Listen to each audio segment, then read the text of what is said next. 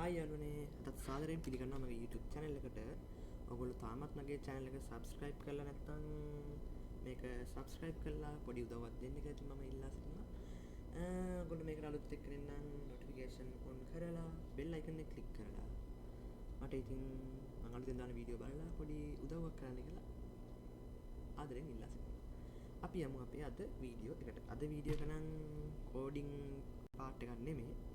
අද චූටිම චූටි දෙයක් කියා දෙන්න කියලා ආවා.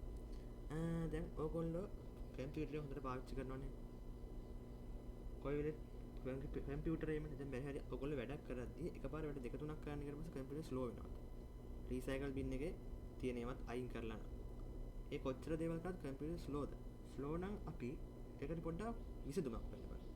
විසඳුමක් විදිහට මම නම් සාමාන්‍යයෙන් කරන දේ තමයි ඉතින් මාසෙකට සැරයක් වගේ තමයි ඉතින් මම කරන්නේ. සර්ච් බාර් එක යන්න ඕනෙත් නෑ. ඔයගොල්ලෝ කීබෝඩ් එකේ window key එකයි R key එකයි ඔබන්න එපුවට පස්සේ මෙතනින් එනවා මෙන්න මේ විදිහට මේක.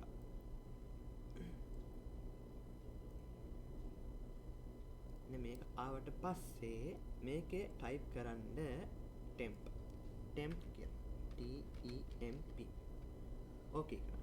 ඕකේ කරාට පස්සේ මෙතනින් එනවා අපිට මෙන්න මෙහෙම ෆයිල්ස් ටික. ඒවා දැන් අපිට මේ temp ෆයිල්ස් ටික තියෙනවා.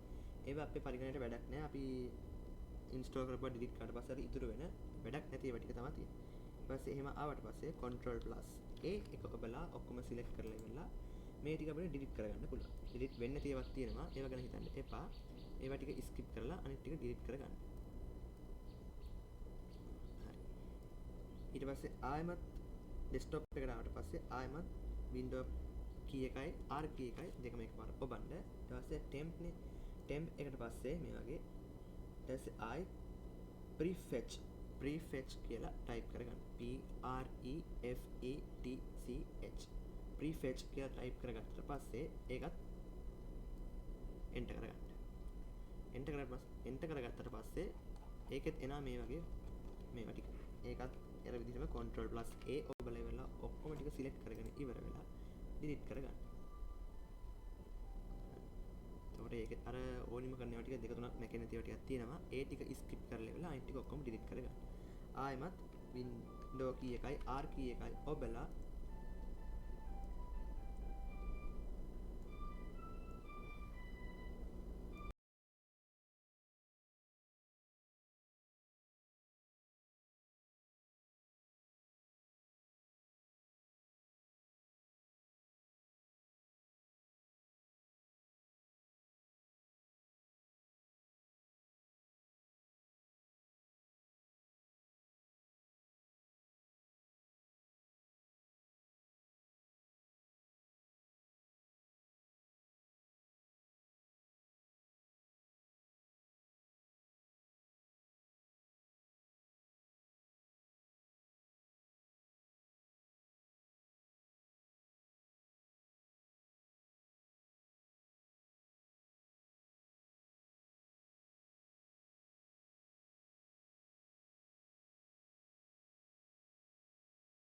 මේ විදිහට ආයෙමත් temp කියලා ගහලා වෙලා මෙතන average mark එකයි temp එකයි දාලා ඉවර වෙලා ඕකේ කරන්න. ඕකේ කරලා පස්සේ ඒකෙත් ආයෙ ෆයිල්ස් ටිකක් වැටෙනවා. ඒ ටිකත් control plus A ඔබලා ඉවර වෙලා delete කරගන්න.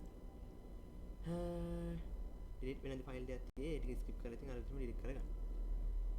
do this for all current items. skip. ඒක නම් ටිකක් වෙලා යන වැඩක්. විනාඩි 2ක් විනාඩි 3ක් වගේ යනවා වෙලාවකට.